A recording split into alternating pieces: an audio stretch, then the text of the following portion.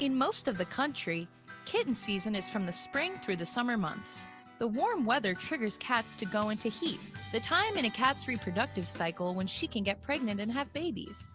In South Florida, we experience warm temperatures year-round. That means we experience kitten season almost year-round. And with temperatures rising due to climate change, this problem may only get worse. Why is kitten season a problem? Well, longer kitten seasons may sound great. More kittens, right? But a sharp increase in the number of kittens means more stray cats living on the street, without a home. It also puts a strain on local animal shelters, which receive many tiny newborn kittens that need round-the-clock care. So, what can you do to help Miami-Dade County during kitten season? Don't kidnap kittens. If you find a litter of kittens outdoors without their mom, your first instinct may be to bring them inside or rush them to an animal shelter. But by doing that, you may actually be hurting them, because when kittens are separated from their mother, their chances of survival drop significantly. Here's what you should do if you come across a litter of kittens. Do not interfere with kittens, since it may cause stress to the mother. If you really want to help, you can provide some food and water for the mother, placed a good distance from the nest. Observe the kittens from a distance. The mother may be out looking for food, but she will most likely return. If the kittens are in immediate danger, like under a car or in a flooded area, find a safe place nearby to move them, but make sure they're still close enough for their mother to find them. If you have observed the kittens for 24 hours and are sure that their mother isn't returning, you may pick them up and care for them. If the mother comes back and is friendly, wait until the kittens are about 2 pounds or 2 months old before bringing them and their mom to a veterinarian or to Miami-Dade Animal Services to be spayed or neutered. What are some other ways to help? Foster a newborn kitten. Ask a parent or guardian if you can join our kitten cuddler program. Animal Services will train you and your parent on how to bottle feed and care for newborn kittens. We will also provide you with a kitten care kit. Spay and neuter. Did you know you can bring in stray cats to Miami-Dade Animal Services to have them spayed or neutered for free? With our Trap, Neuter, Vaccinate, Return program, you can bring in stray outdoor cats from your neighborhood to the shelter, and we'll spay or neuter the cats and vaccinate them for free. After they are medically cleared, you can pick up the cats and return them to your neighborhood. With your help, we can reduce the number of homeless cats in Miami-Dade County. Wow, we've learned a lot about cats and kittens. I'd like to welcome the director of the Miami-Dade Animal Services, Bronwyn Stanford, and Kathleen Labrada, the assistant director. Thank you very much for being here. Thank you, Michael. It's great to be here. We know that you have your hands full, especially this time of the year where we have so many kittens. And as the video was saying, this is the time of the year, springtime, when there's a lot of kittens that are in the wild, all right? And we need to know how to handle those when we see them. In the videos explained it, but if you'd like, Kathleen, why don't you go ahead and explain what somebody should do if they look in their yard, they see a bunch of kittens. Sure. So it is kitten season.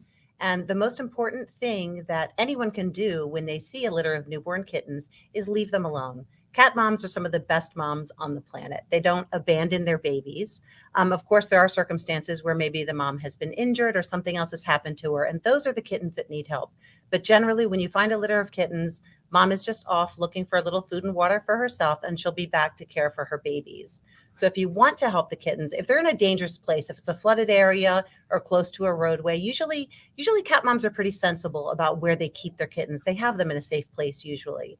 But if there's been a lot of bad weather, maybe the area is flooded, you can certainly move them to a drier place and put out a little bowl of food and water for mom. That way she won't have to wander so far looking for sustenance for herself.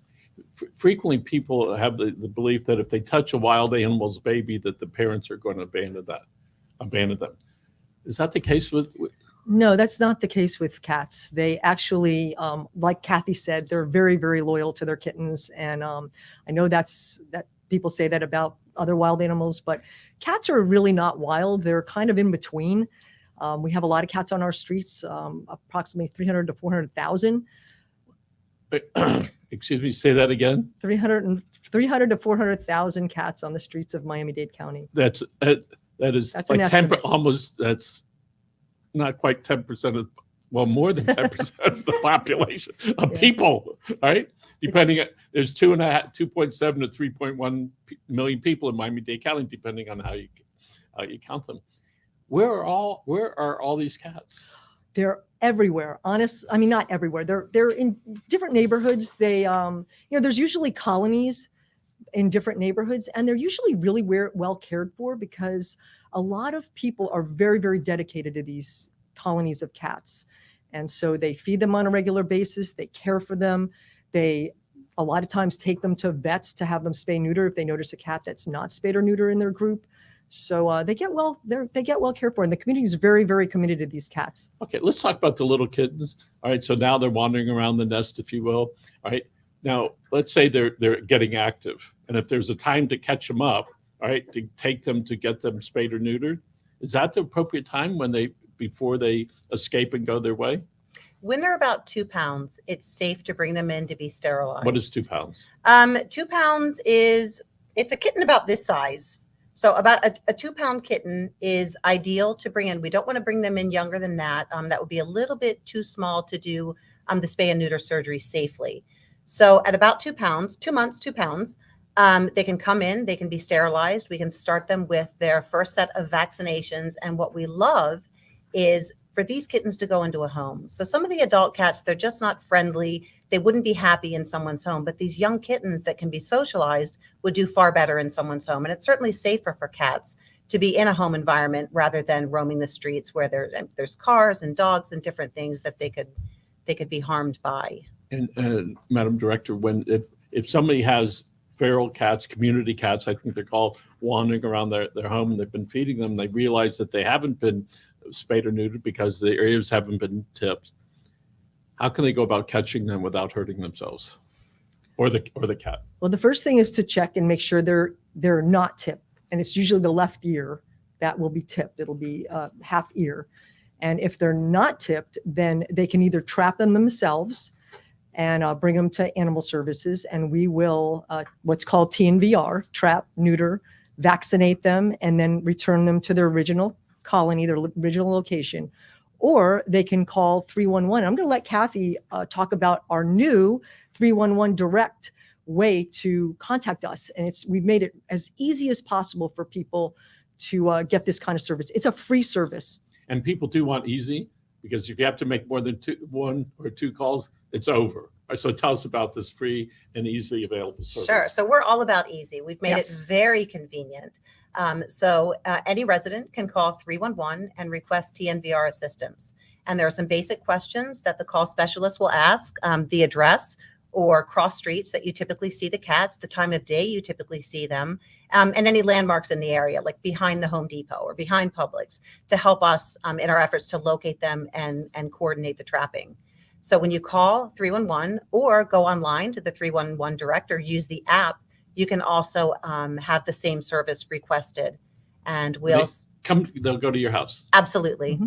Absolutely. Or to the shopping center. So if it's in an area like a shopping center, say they're behind a retail establishment, we'll make contact with the management of that location and coordinate the trapping. So it's really important for the community to know that trapping cats and removing them, or trapping and killing, it doesn't work. You can't kill your way out of this problem. It's not humane, and it's not the right answer. So by sterilizing the cats and putting them back where they were, it actually stabilizes the community and it prevents new cats from moving in. So, and there's a lot of research out there that shows communities that have just euthanized the cats, trapped them and euthanize them, cats are very territorial, and what will happen is a new colony will move into that area. So it's better to just manage that colony, trap, neuter, vaccinate, and return them to that area, and they're territorial. They'll keep the other colonies from coming in. A few years ago, we had a whole, what do you call it, colony of cats, and we would see how they would bring somebody new in, which they'd be sitting far away, and a week later they're a little closer, and so it didn't scare the other cats. And so you realize when there's this big opening, the more the cats will come back. Right. So we had a trap, and I called one of the agencies that they brought out the trap, and the first ones that went in were the wild ones, and so we had them take it. We put out the next trap, they wouldn't go near it. The only ones that would go near it are our cats because they knew we were going to let them go. Right, right. They just sit in there, lollygog. We'd open up, they'd run away. So the person that sets the trap really needs to be able to communicate with the homeowner. And listen, this is going to be it. We're going to try to catch this one. But if they get out because you're out there trying to pull a string the old ways, all right, that they may disappear for a while. Right. And but when the agent, the person goes out to the house, they're going to instruct them what to do. Do they actually set the trap? Yes, they'll Right. set the trap. But the most important thing, what you bring up, is to communicate with us. You know, once they do that request for TNVR services, is to communicate with us, because whoever's feeding those cats, it's really important to not feed them the time that we're going to be out there. Because once they're fed, they're not going to go into the trap to have more food. So it's really important to hold back that food until we trap them. And I live in an area where there's a lot of other critters, and we've caught all of them. Right? Possum, raccoons, foxes, all right? Right. And occasionally a cat. So wherever there's food, there's going to be critters. They're going to come right. around. So, and community cats, there's 300,000 to 400,000 of these. Are there particular parts of town where there's more colonies than others? We're just kind of assessing that. And what we're doing is we're doing something very new, something we haven't done before. I will say that we have one of the best TNVR services in the country. And our Mayor Levine Cava, supports TNVR, completely supports us on this, and is very committed to it. And we're starting something very new. It's called targeted TNVR, where we target one area where there's a whole lot of cats, and we TNVR all of those cats in that zip code or that block. And we're starting actually with Little Havana. That's going to be our first official targeted area.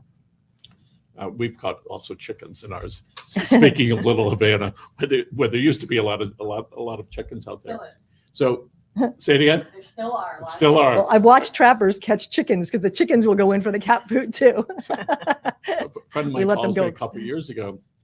A friend of mine, they have to move suddenly. Can you go pick up some chickens at their house? I said, okay, how many are there? She tells me. I said, okay, so I send some guys over, take all the chickens and the little chicks and everything, because he was being foreclosed. So I go home. There's over 100 chickens in my backyard. Oh my gosh. Yes. Wow. So we called some lady that came, picked up some of them. I said, no, you can't just take the pretty ones. You got to take the other ones. Now, the fun of this, if you ever tried to catch a chicken in an open yard with low hanging roofs and stuff, the chicken wins every time. So it's not fun chasing them. So I know there's traps for those as well. So I just want to make sure that a homeowner can call the 311 or go on the county's website. They can say, here's the problem we're having. This is our address. This is where it is. Here's my contact information. We've got 2 cats, 3 cats, 5. Would you communicate with me and come out and set these traps? Because there are a lot of people that don't want to set the trap, even though it's relatively easy, but they just don't want to do it. What are some of the concerns when people call and tell them that they have too many cats at their house and a trap is going to be set? What kind of questions do they ask? Basically, what's going to happen with the cats? We don't want anyone to think that we're coming out to trap the cats and that they're not going to come back. They absolutely will go back to the area they were trapped from. It's their home. It's their outdoor home.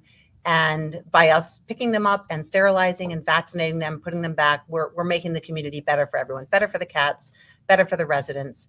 And that's just something that we need to be very clear on, is this is not a trap and remove. It's trap and take care of them, sterilize them, and bring them back. And cats understand that, as do dogs. Years ago, we had a cat. We got some dogs. The cat left. 12 years later, the cat comes back. He's sitting, and he had mange. She's sitting over I'm staring. 12 years later, wow. He came back. We got him a shot, and we released him, and that was it.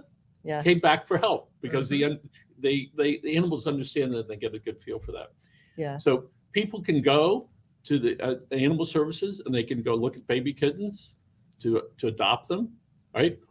That's correct? They can go Yes. do that? Yes. What's the fee for that? The cat adoption is $35 for 2. We like to have cats adopted in pairs. Everyone needs a buddy, and cats are no exception. With the kittens, going back to what I was saying before about finding kittens outdoors, the offspring of the community cats that haven't been sterilized yet, we like for them to come in at around 2 pounds. And then we like to encourage the finder just to foster them for about 2 weeks to allow them to build up immunity before they come into the shelter and enter our adoption program. So we're in great need of fosters to foster both dogs and cats. But right now in kitten season, there's kind of more of a bigger push for kitten fosters. There's some people I've heard when they see you all returning cats to the neighborhood, they get frantic. Why are you letting all those cats loose? You've heard of that from the? Absolutely. And we're not introducing new cats into an area. We're simply putting back the cats that we picked up to sterilize and vaccinate. So we don't create new colonies. Right. And it's the most humane thing to do, because when kittens are born on the streets, they have like a 75 to 80% mortality rate. So it's much more humane to, spay and neuter them so that, these kittens aren't born. And people are really concerned about that. So we're really trying to help the community and provide this service. So you've had this program for several years. Yes. What type of effect has it had on the population? Well, since inception, and Kathy could answer when that was, but since inception, we've trapped, neutered, and released 88,600 cats. So when you think of that volume and how many kittens they would have all had, it's quite remarkable. I see that family tree. I lose it at about 200. In South Florida, because we have warm weather, like the video said, year round, most cats have about 3 litters a year. And each litter can be from 1 to 12 kittens. So you can imagine how many kittens that can result in. And I think we have some pictures. You want to show those pictures now? Oh, we've been showing. Oh. Yeah. Oh, good. You probably saw mine. Okay. So years ago, a lot of people lived in Miami-Dade County didn't have a favorable look at animal control. And certainly there's some name changes that were made and personality changes, and the mission has changed. So what can you share with us, Director, how that's changed over the last 10 years? Well, I'm new. I've only been here about 4 months. And what I know about the change is that, for one thing, the TNVR service has really increased in volume. Like a lot of communities a long time ago, the practice was, there were so many cats coming in that the shelters couldn't handle all of them, and a lot of those cats were euthanized. I'm not sure if that happened here, but I know in a lot of communities across the country, that's what was happening. And it's very progressive now. All the communities, almost every community I've looked at, is doing the TNVR services for cats. That is like a no-brainer, right? And nobody thought about it before they started doing it. But let's even it out. Let's say 100,000. 100,000 cats over a period of time would produce, I don't know, 1 million, 2 million little critters that would be out there roaming the streets. So you really made a real big dent on that. Yes. Last year alone, we did 13,528 cats. We trapped, neutered, vaccinated, and released back into their colonies. So imagine how many kittens that would be. Were most of those, Kathleen, were those mostly people calling, or was it, and you would go out, or does the county have a proactive service? So the service request is brand new. It actually was just implemented about a week ago. So these 13,000 cats were actually presented by members of our community. So we know we have a caring community that wants to do the right thing and take care of the cats and make sure that their welfare is being provided for. So they come in from the public, but then we also have a volunteer group called CATI. It's the Community Action Targeted Trapping Initiative. And this is an amazing group of volunteers that go out to different areas and conduct trapping. And they do it out of the goodness of their heart. They're volunteers, they're not staff. We do have 5 trappers on board with Animal Services that help with these efforts, but these volunteers are just incredible. And what if, and that was one of the organizations I called, and I thought they would take the cat, all right, because I just didn't want them. Said, no, this is what we're going to do, and that was fine. But if somebody calls up and say, there are the 3 cats that are here, I don't want them anymore. I haven't fed them for a while, but apparently they're finding food around the house, and they say, I don't want them. What do you do? We educate first. By trapping cats and removing them, you're simply creating a void for additional cats to move in. So you can't trap your way out of the problem if you're not putting the cats back. You'll stabilize and manage the community of cats humanely by doing TNVR. You can't trap and kill your way out of the problem. Actually, you had asked about when the program started. In 2011, we started a trap, neuter, give back program, and almost 90,000 cats have been sterilized since that time. And about 90% of the cats entering the shelter were euthanized before the trap, neuter, give back program, and now those numbers have flip-flopped. So now we're saving 90% of cats. That's great. And I live in horse country, I have different type of critters there. We used to have a lot of dogs. And then the rat population got out of control. And it took us a long time to get cats into the barn, and it's perfect. Yep. There's this nice balance. Sure. Right. And then we have the birds that come, the eagles that come down, or the eagles, the hawks that come down, and they find food in that also. In the beginning, I didn't like the cats. I said, no, this is good. This is good. And so and that's now become part of nature. We just got them a food supply, Right. pointed them in Right. the backyard instead of in the front yard, and we would see them. We watch with binoculars. Oh, look, that one over there. So they're very, very useful in that, They are and useful. they're very successful at living on properties. All right. Yes. Now let's say somebody has an injured cat. They drive up and darn it, he got hit by a car, and he's there, and it's in my driveway. What should they do? I just had that scenario on Saturday where someone from the community called me directly and told me that a cat had been hit by a car. And Kathy's department, she's in front. She's the assistant director in charge of all enforcement. And I've just given her TNVR, which she's doing a wonderful job with. And she can tell you how that process works. I called one of her people, and they reacted immediately and picked up the cat, and it was a great scenario, but she can tell you the process. So 311 is your go-to resource for everything county, including injured animals. So all animal related concerns can be reported to 311. We'll dispatch one of our animal welfare officers to pick up the injured animal, and our amazing veterinary team. I can't say enough about them. Mm-hmm. They go to incredible efforts to save lives. So if the cat has a broken leg, or has open Infected eye. wounds, yes, an injured eye that might need to be taken out, they do these surgeries. They save lives every day. Really committed. Every Incredible. day. I mean, every time I'm down there, I see them taking off a leg or taking out an eye. I mean, really go above and beyond to save these lives. And when you look at it, they're just not saving the life of the animal. That animal will hopefully wind up in a home and creating a bond between all the family members. At least they'll have at least one thing to talk about. They're the first to get adopted, honestly, aren't they? They are. They're the first to get adopted. So let's talk about some of the facilities and how people can get to them. Director. Yeah, I would like to tell you a little bit about our new Pets Thrive in 305 Community Cat Center. This was previously known as the South Dade Clinic. It was run by the Humane Society. Their contract expired in December, and we had a mutual decision to run it ourselves. We could have put it back out for bid, but we decided to take it on ourselves. We rehabbed the building. It's at 10700 Southwest 211th Street, Cutler Bay, 33189. And it's a TNVR center.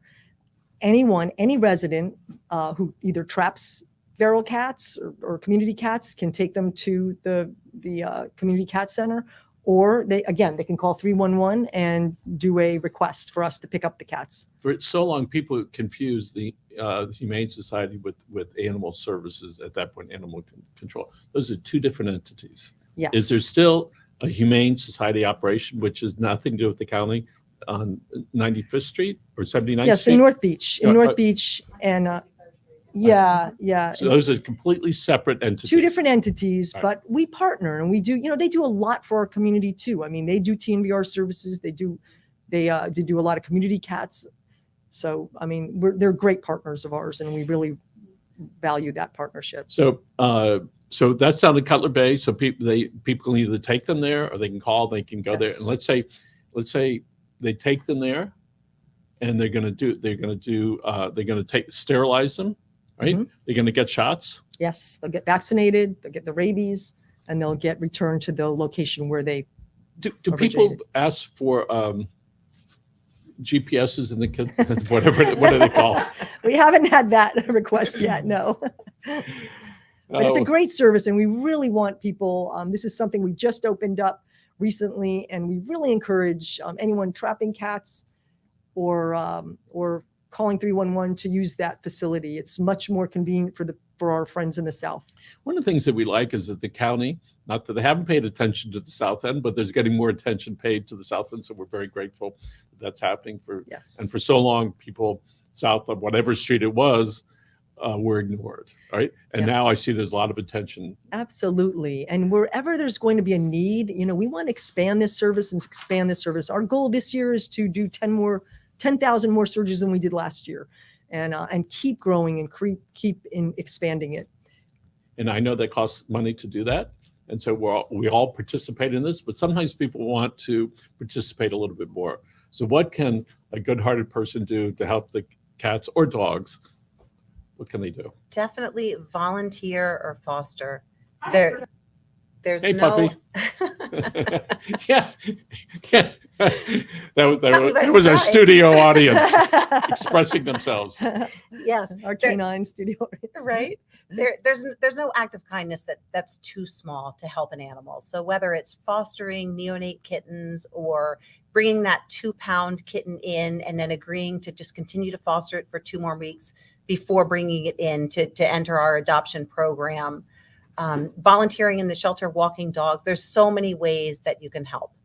And I'll tell you, the number one right now is expanding the foster program, because the only way we're going to save kitten lives is having the foster base to help us with these kittens. Kittens, a lot of times when we just take them from the street, they cannot come into the shelter because we don't know what kind of infections they might have, and we can't put the rest of our population at risk. So it's really important to have a foster base so these kittens can go into homes, stay at least a week or 2, so that we can evaluate their infections and then bring them back for adoption Now, later. the school year is almost over, all right? But next year, is there any plans to bring some of the animal service people to the schools and try to convince the young people to convince their parents, hey, it's time to adopt some pets? Well, you know what? I've talked to several parents about community hours their students can get, their children can get. So we can provide that. And they can volunteer at the shelter, they can foster and get their community service hours for school.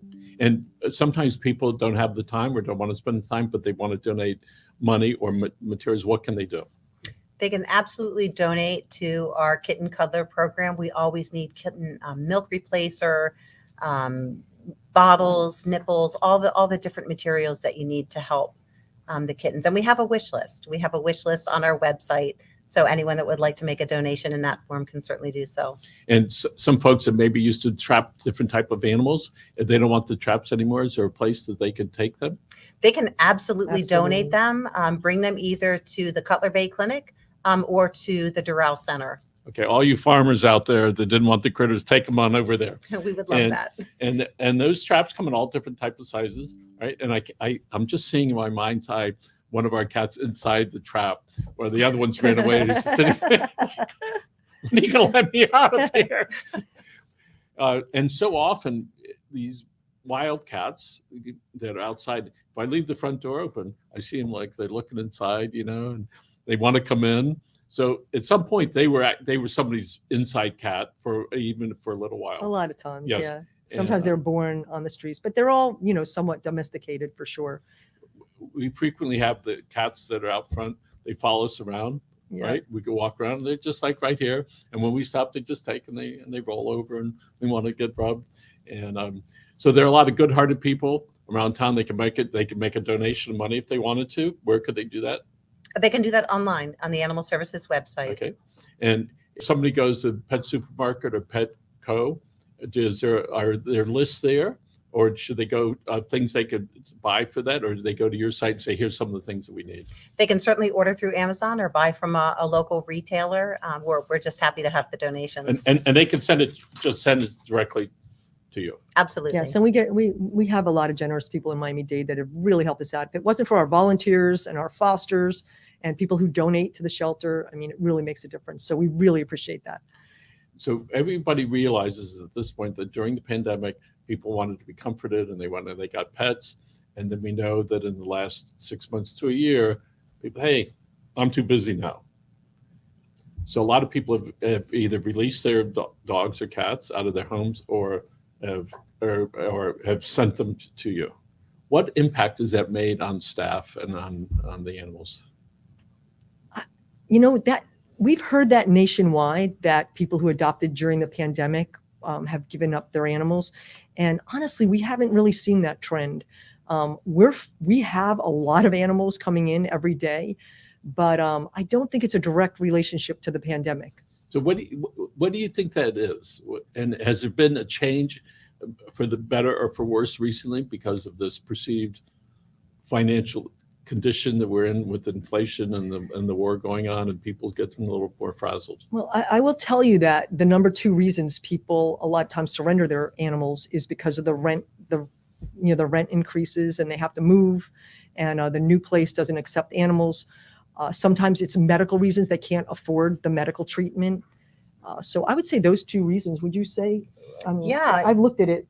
Yeah, and I think maybe Miami-Dade isn't experiencing these same issues that maybe other states or other counties are. We have a robust pet retention program. So if someone's having difficulty with the expense of food or veterinary care or needs a doghouse, we provide that. And we have that program. We want to keep pets with their families. And our goal is to keep expanding that, provide more and more services for the community so they can keep their pets. And people can go online just about everywhere. What are the advantages of having a pet, right? And certainly it's, I love you, mommy, daddy. I'll be here for you all the time, all right? Yes. And I'm sorry if I do something wrong, right? So we have a dog that comes over, and my son's got a dog that I go get that ball. He'll run, go get it. And then we play for 10 minutes. Somebody brought over a rope. That dog, I was visiting, it was a gift. The dog grabs the rope and brings it over to me. I go, how wonderful is that? And picking up the dog, I hope your teeth are strong. And there are a lot of advantages to having, whether it's a little kitten or a cat or a dog or other critters. I know a lot of people are not happy with the peacocks in town. And I know the law is beginning to change a little bit on that. And they've survived generations down here of being able to walk in the road and nobody hits them, right? If somebody has peacocks in their yard, what do you want them to, and they don't want them there, what would you like the homeowner to do? We would prefer them trap them and bring them to a bird sanctuary or somewhere where they would, take them. I mean, we're animal services. We always want what's best, the best interest of an animal, any animal. I mean, we mostly deal with dogs and cats, only dogs and cats, but we really care about all animals. So. And what would you like somebody to do when there's a dead animal outside their house? Which is not unusual. It's not unusual. So deceased animals on the right-of-way can be reported to 311. That is the go-to number for everything county. So a deceased animal can be reported to 311, and our disposal technicians will respond and pick that up. Now, if the animal's on private property, that's not an animal that would be picked up, but if it's moved to the right-of-way, then the county will recover it. And you can call our good friends over at Public Works if you won't do it. So we frequently talk to the folks at Public Works and talk about the trash that's on the side of the road. And I'm beginning to get a really good feel about how this government is being run, and I'm so pleased, all right? And the more I find out, all right, the happier I am. And I can tell you all things garbage. I figured it out after all these years. My wife says, I don't care. I said, I care, right? So you and your team are just doing a tremendous job, have elevated the county and its caring, all right, to the highest level that it's ever been, whether that's from up here, coming this way, or whether it's from your team that you built there. And we certainly appreciate the fine team, the doctors that are there and the techs that are there, and saving those lives, because one day that doggy, like the one over here, is going to wind up being or cat being loved by a family and keeping that together. So people can donate their time as far as fostering. They can do that. You're going to teach them on how to do it. Yes. Right? When you foster it, you provide them with the tools and the education to do that. Fostering can be a month or longer. Anytime. Yep. And even if it's taking a dog out for a weekend from the shelter, that's huge for that dog. Actually, we're going to be running some open houses throughout the county on different dates at different times. And we're going to talk about, what it's like to foster and what's involved, and really encourage the community to get involved, because it saves lives. It's the most important thing, just about the most important thing that somebody can do for us right now. Do we have some more things to cover over here? We have a little video about the Pets Thrive 305 Community Cat Center to close us out. Yeah. Okay. Excellent. Excellent. Yes. All right, let's see that. Community Cat welcome to bring in Miami-Dade County Community Cats for Services. The goal of our Community Cat Center is to offer free trap, neuter, vaccinate, return, or TNVR services to our community cat population. The free TNVR program is an industry-leading best practice and considered to be the most effective and humane way to stabilize the free-roaming cat population. By humanely managing our community cats, we keep them healthy and allow them to live in their natural habitat with their colonies by returning them to their feline families. The Pets Thrive 305 Community Cat Center is open 5 days a week from Tuesday through Saturday on a walk-in basis. No appointment needed. Drop-offs can be done Tuesday through Friday from 8 a.m. to 3 p.m. and pickups will happen the day following your drop-off from 3 to 4:30 p.m. For more information about the center and additional details regarding TNVR services, please visit animals.miamidade.gov or call 311. So where are you coming from tonight, guy? Where you coming from tonight? That's great. Whatever that was. All right, there's probably some interference from. It's Friday, right? Yeah, it's Friday. So, Director, I'd like you to look into the camera and talk to some young person that's out there about how bright their future is and how they can start making decisions about moving forward in their lives. I want you're thirsty for a mentor. All right? Which camera? Which camera? The right camera. Okay, that one right there.